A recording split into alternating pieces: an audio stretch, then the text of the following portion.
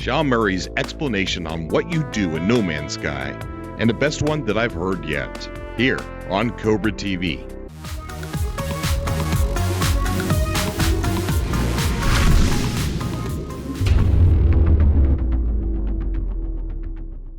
Thank you guys for coming back to another episode of Cobra TV. If you're not a subscriber, hit that subscribe button and join this awesome community. This is a fan channel of No Man's Sky, but Cobra TV is so much bigger than that. And Cobra TV is getting ready to go through big, massive changes that I'm really excited about. If you missed the Alien Animal episode that I uploaded a few days ago, the link is below to go check that out. And it just showcases how different the animals could possibly look from one planet to another, or from one species to another on a certain planet. I am working on two very big episodes of the universe, No Man's Sky, The Universe, and No Man's Sky Planets Edition, and I cannot wait to get those done. A lot of you have heard everything that there is to know about No Man's Sky from all over the internet or from this channel or wherever, but there's so many people coming into this game that didn't even know it was a thing. And as you all know, it's a big journey trying to figure out what No Man's Sky is. You can't just learn it by watching the trailers. You can't learn it by watching one or two interviews. You have to watch all the trailers and every single interview to figure out what No Man's Sky is. It's just that complicated. But it's not a complicated game to play. It just has so much in it. And it's one of those games that are just so awe that you have to delve deep into where the information is. And it's not, there's a couple places that has it all the information in one spot, but it's not updated well, and it doesn't have everything. If you guys like the game Identity, subscribe to me over on the other channel where I'm going to be making identity videos, and I'm going to be branching off into all kinds of games that are in development, games that are going to be coming out very soon. But so many good games are coming out, and I'm going to be covering a lot of them. Following a game that's in development, the speculation, the uncovering facts, and wondering what it's going to look like, shaking that Christmas present until it's finally time to open it. So covering games that are in development is going to be the focus, but it's not going to be the only focus on Cobra TV. So let's get into enough talking. Let's get into what Sean Murray's explanation on No Man's Sky was. It was an article on the sixthaxis.com, TSA, and it is one of the best explanations I've ever heard him give. And we all know what No Man's Sky is, but so many people don't. And this is for you. This is for that friend that you have that you cannot convince that No Man's Sky is an actual game. TSA asked Sean Murray, the big question from what we've seen so far is, I don't understand what the game is. To what end am I doing this? What is the objective? And Sean Murray replies this amazing reply that I could not wait to share with you guys. He replies by saying, we do have objectives, and we do have ways to play the game. They are just slightly different. So I can actually play the game as a pure fighter. I can get into my ship and I can go into space and decide to play it like elite. I'll make a name for myself and I'll rank up just purely building my ship up to the point where I can attack space stations. Now, I know he said build his ship up.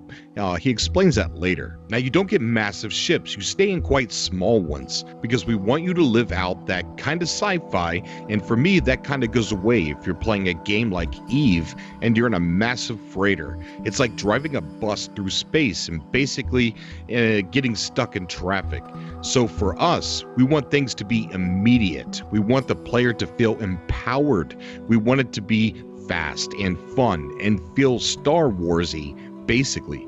So yeah, I can absolutely do that. I'll find out that I cannot just stay in space, that some of my battles are going to take place down over the planets, flying through canyons. Even though I just want to fight and shoot things, I'm going to want to upgrade my ship.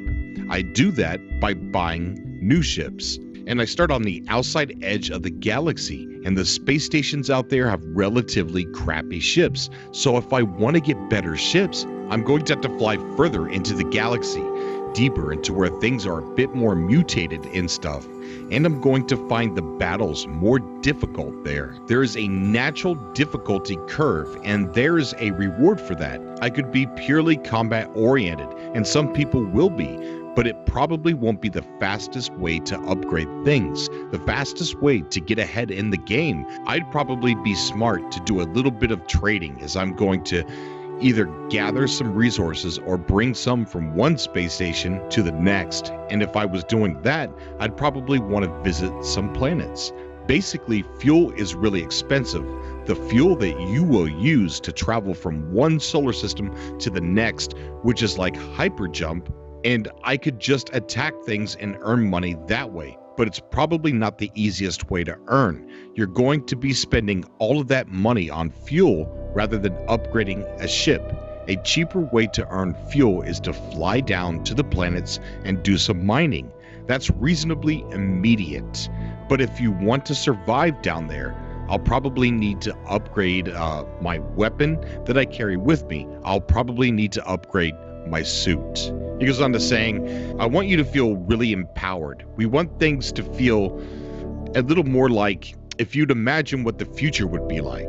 What you have with you is a good version of the tricorder from Star Trek, so it can do various things. It could be used to attack things and upgrade it in that way, or it could be used to mine, or it could be used to scan, so you upgrade that, which you can only do on a planet by finding trading posts. Basically, you could only upgrade your suit on planet. You're going to be doing some of that. You can totally avoid it if you want, but you'll find that progress is going to be a little bit slower. So if you decided, I just want to shoot things, that is how you'd play. But you could play it in loads of different ways. You could play it as a trader entirely. You could play it as a botanist. You could play it as a zoologist, or going out just to find things. Then the interviewer asks him, so it's like a Han Solo simulator? And then Sean replies, maybe. That is what we're after. Then he goes on to say, what I want is freedom of space, just to kind of get into trouble and find my own way through. For a lot of people, they will just want to go deeper and deeper into space. And for a lot of people, that will be their progress. Then the interviewer asks him, presumably you can play for 10 hours one way and say, I'm kind of bored doing combat now, and start trading some stuff. Sean Murray replies by saying, yes, exactly. You'll probably have the wrong type of ship, but you can trade in, buy a new one, and start playing that way.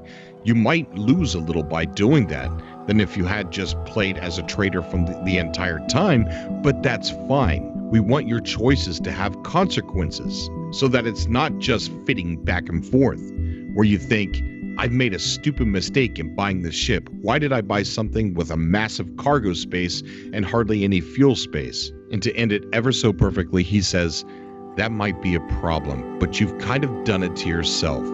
And it gives you a story. And that story, actually, when you say it out loud, is kind of cool. I just blew all of my money on one big haul, and I was trying to bring it to this unknown space, and I'm an idiot, so I got shot down. I lost everything. That's kind of what it's about.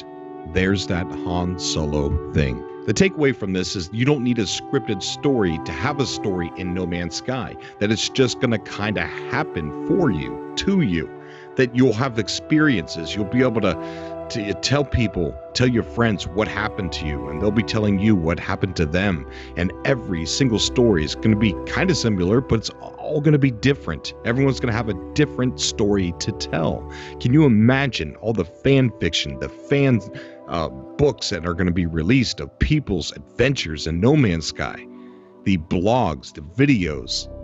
There is a story in No Man's Sky, and that story is your story. If any of you want a better way to contact me, either follow me on my Twitter, or one of the better ways is Facebook. The links are below. Until next time.